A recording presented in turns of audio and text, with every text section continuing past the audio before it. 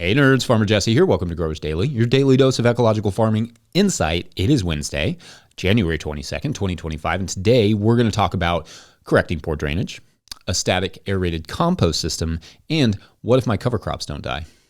It's a good question. So let's do it.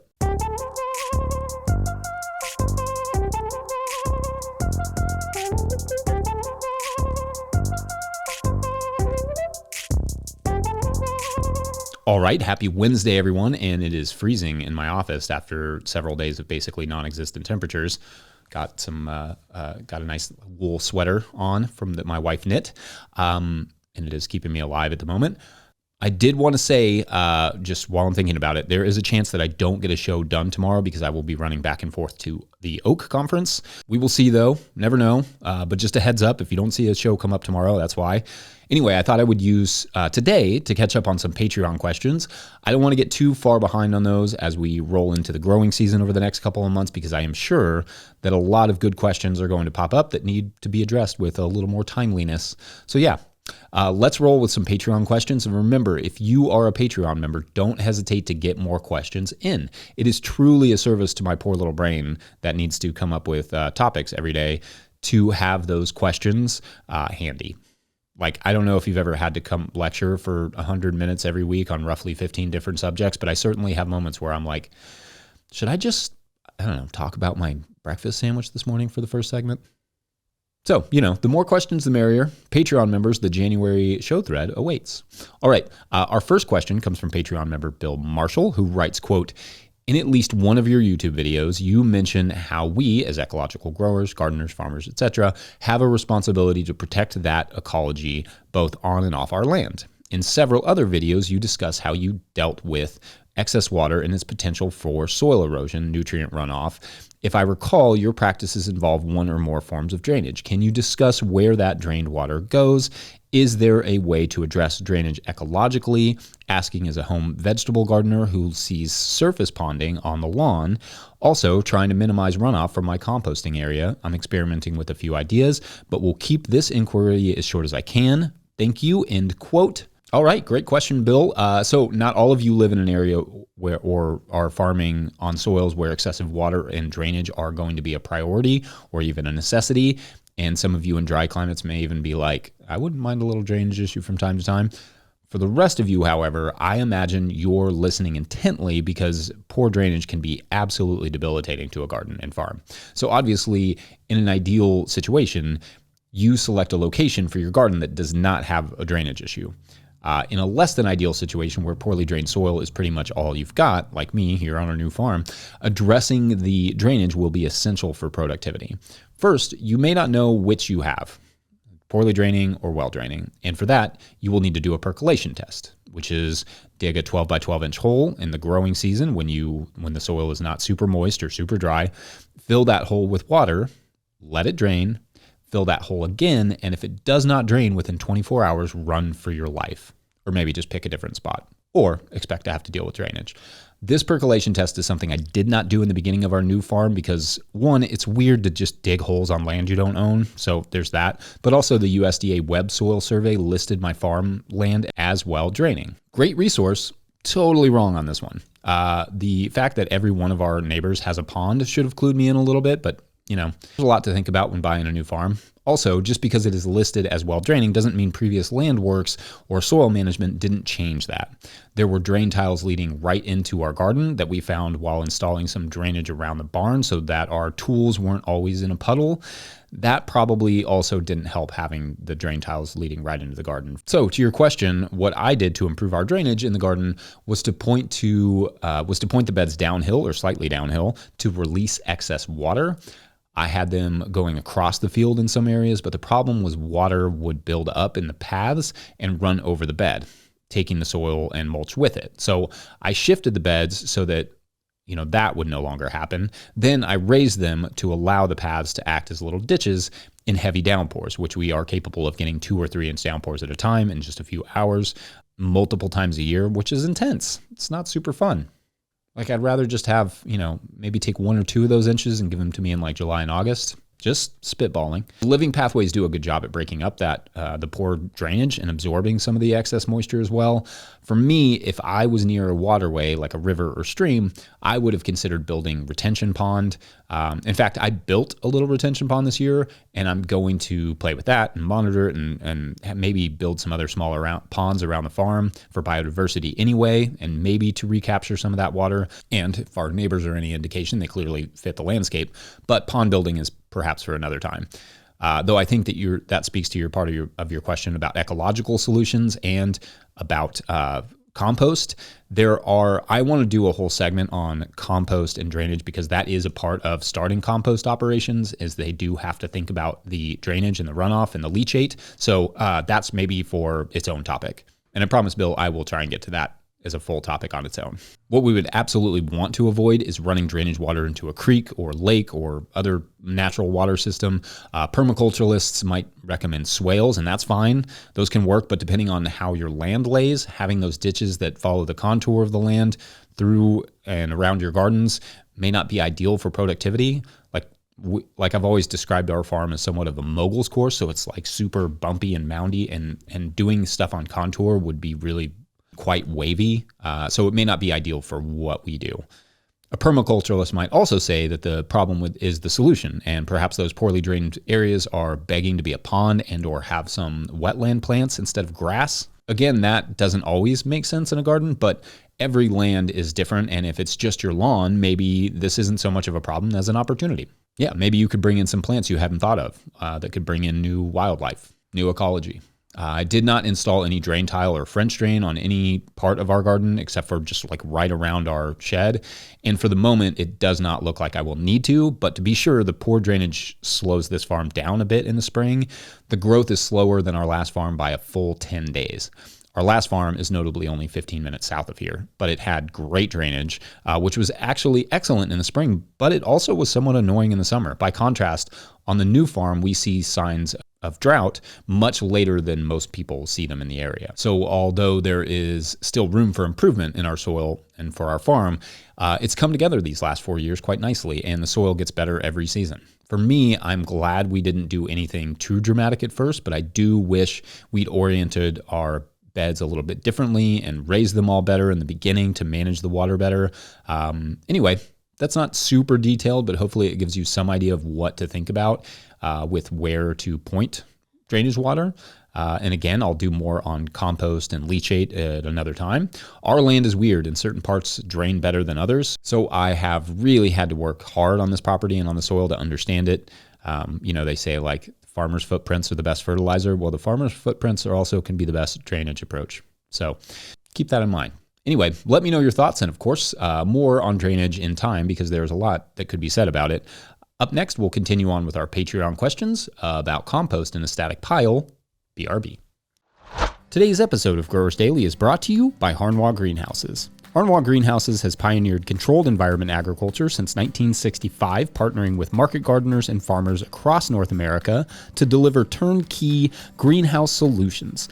Their unwavering mission is to support growers' success through innovation and expertise in design, manufacturing, and installation. Harnwah Greenhouses are engineered to withstand high wind and snow loads, providing optimal brightness, increased yields, rapid ROI, and long-lasting durability. With over 20,000 projects completed, they are more than a manufacturer. They are a trusted partner. Their structures foster sustainable, energy-efficient ecosystems that drive profitable, resilient agriculture. In 2025, Harnwah is introducing a new low-tech, high-tunnel model starting at just $2 per square foot, offering open field growers an accessible entry into controlled environment agriculture. Harnwah Greenhouses, leading the way in turnkey solutions for local growers. Learn more at harnwah.com. That's HARNOIS.com. All right, back to the show. A quick reminder that if you, the listener, are enjoying this content, getting even a small amount of value from it, consider supporting our work over at patreon.com/NOTILL I will try to get to questions from everywhere that questions come in, but I will always get to your Patreon questions. Now, today's second Patreon question comes from Patreon member Robert from Fat Bush Farms, who asks, quote, I wanted to ask if you still use that static aerated composter, and if so, how's it going? Let me know. Thanks, end quote. All right, thanks to you, Robert. And I believe I touched on this topic in an earlier episode of the show that I will link in the show notes, but because I believe there are always multiple ways to answer every question, I'll give this another stab from another angle. And don't hesitate to ask questions out of fear of being redundant. Few questions have single answers, and I'm always down to try take a new stab at it. There's always more to add, more contexts to include, etc. So for the uninitiated, static aerated composting is when you build a system, usually fans in a pipe, that pumps small amounts of air into a compost pile to regulate the temperature and to kind of get it started. The fans are notably set on a timer because too much air can stop the pile from heating up, so it'll click on and click off at different intervals. As I discussed in that previous episode, I made that static aerated compost system to primarily comply with organic certification, which it effectively did. In my experience, certifiers are usually cool with your static aerated system as long as it is attempting to meet the basic rules. Honestly, I get the impression organic certifiers don't see a ton of organic composting systems because the rules can be daunting and confusing for farmers and to read on paper. So they just prefer to buy compost in bulk or just skip the composting process or follow the 90-120 day rule. But anyway, that's for a different conversation. My thing with the static aerated compost system is that it's a very simple way to meet organic regulations, but it is not necessarily a great way to make robust compost, free of weed seeds and disease, unless you do a little extra work to kind of help it along. What it can do, however, is inject oxygen into the pile and get it working, maybe a little bit faster than, just your average pile, so long as it's on a timer, as Jay and Polly Armour describe in the video that we did with them about their system. Again, I'll link that in the show notes. They are an organic farm and therefore have to meet the regulations like I did. So they pile horse manure, cow manure, and wood chips, which kind of all mix together, then turn on their blowers with the timer. They then keep records for 3 days, which is what the regulation is. You have to keep records for 3 days to say it met those temperatures, but leave it on for roughly a week, then turn it with some forks to ensure a balanced product. But that's not part of the regulation. And then after a total of about 15 days, again, also not part of the regulation, you only have to leave it for 3 days. They then remove the now organic compliant compost and are free to start another pile. That turn in the middle of the process is a great idea to just ensure you kill diseases and, kill the weed seed. Because what I found was that the piles tended to be somewhat unevenly decomposed if you just left them static, with the bottoms and sides getting less love. By love, I mean heat. Than the middle and the top. To me, the way Jay and Polly use their system is the way to use a system like this in general, especially if you are certified organic or really wish to sell any of the compost as organic compliant. So you make a batch, move it off to mature, and then start another batch immediately. You could do that indefinitely, and it would take 3 days to get a batch up to what would be considered NOP compliant. If I had a tractor with a front end loader plus access to unlimited manure, it would be a no-brainer for me to just bang out tons of organic compliant compost this way. And yes, we're no longer certifying our farm for reasons I discussed last week, but FSMA, Food Safety Modernization Act, requires the same regulations to be met. So it's for people that fall under the FSMA regulations, which you can look into that. It's mostly people who make over $25,000 a year on their produce. Anyway, the FSMA requires the same regulations to be met, so it's now essential to follow the same organic manure/compost standards if you're certifying or not. Anyway, I think the system I designed was okay, but the pipe would need to be more robust, like the perforated pipe, more like the Schedule 80 PVC that Jay and Polly describe using in that video, just so it holds up better under the temperatures and the weight. I also made my static aerated system wide, and I think making it long as opposed to wide would make more sense, or you're just, especially if you're using a tractor and a bucket, just to be able to get to it. If you do not have a tractor and a bucket, well, I would recommend just making the best small batch inoculating compost that you can, buying in bulk compost, because the amount of work is just too much to do by hand for any sane human.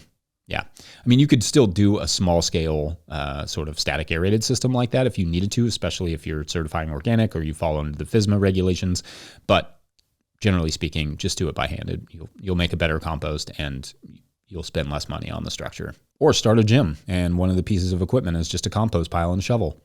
That could work too. CrossFit farming, where they pay you to help make your compost and broad fork your beds. Why not? That's actually sounds like a plan. Anyway, I know that's not a perfect answer, but I hope that gives you some perspective on the static aerated compost system and where I stand with my own. Like, we'll still use it, but it's not like a big part of what we do. It's more just like now we have to meet the FSMA regulations. So yeah, let me know any other questions you all have. Up next, we'll take a quick break and then talk about stubborn cover crops. Be right back. Today's episode of Growers Daily is brought to you by Peaceful Heritage Nursery. If you're looking for hardy and resilient fruit trees, berry plants, or pawpaw trees, then check out Peaceful Heritage Nursery. Peaceful Heritage Nursery LLC is a mail-order nursery shipping premium quality fruit trees and berry plants across the USA. They specialize in resilient, non-GMO plant genetics for small growers. Their diverse selection includes berries, cold hardy figs, passion fruit, gumi, mulberry, and much more. They're famous for their diverse selection of premium quality grafted pawpaw trees. 5-star Google ratings and customer testimonials attest to their commitment to excellence in quality and service. Find them at peacefulheritage.com and join their mailing list. Once again, find them at peacefulheritage.com. Use the promo code NOTILL, all caps, one word, for 10% off your first order. All right, back to the show. All right, our last Patreon question of this Q&A day comes from Dan Gorman, who writes, quote, "I'm curious what techniques there are to manage a winter kill cover crop after an abnormally warm winter. I'm in Wisconsin, and generally this isn't a problem, but last winter my cover crop survived.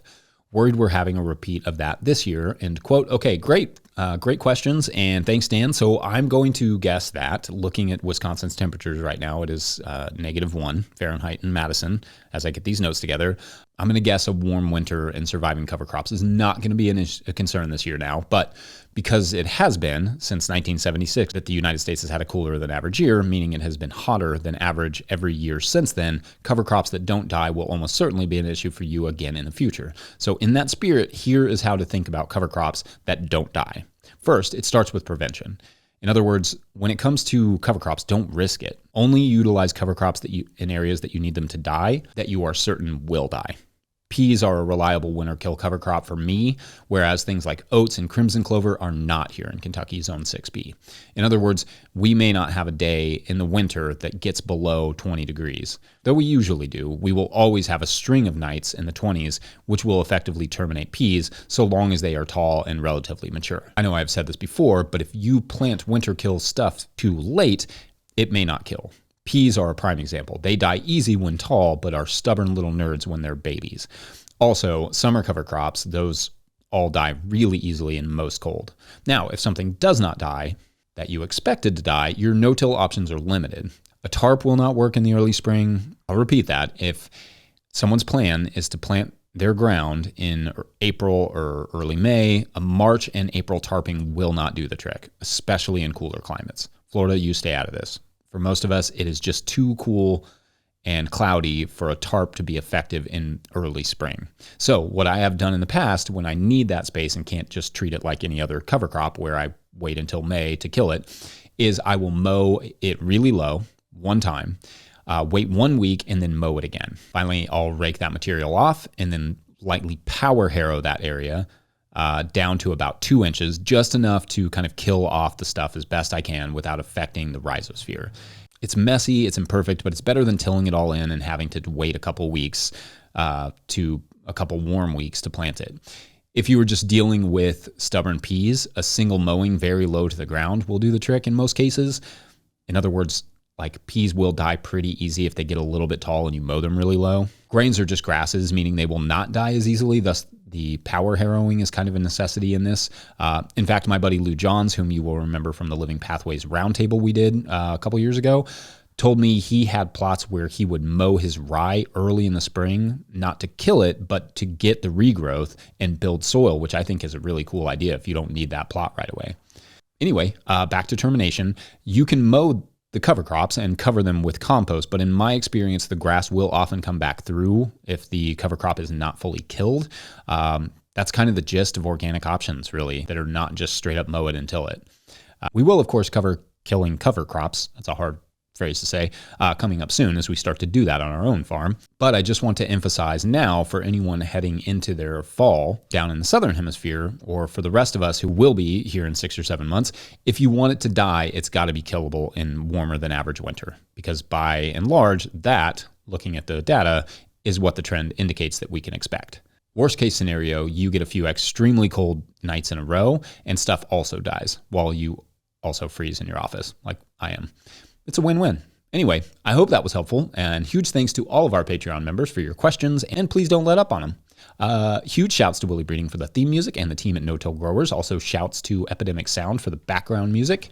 Pick up a copy of the Living Soil Handbook or the Seed Farmer at notillgrowers.com to support our work. Big thank you to everyone over at patreon.com/no-till-growers, where at a certain level, or if you just bump up from one level to another, or sign up in the month of January, you get a shout out on the show. So big shout outs today to Christy and Boggs. Christy's story is, Christy was the drummer for a band, and they were playing in Chicago, a big venue. And they, and it was time for Christy's solo.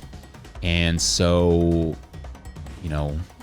starts hitting the toms, the music sort of fades out, and Christy gets in the zone and is going and going and going, and then, goes to hit that final crash.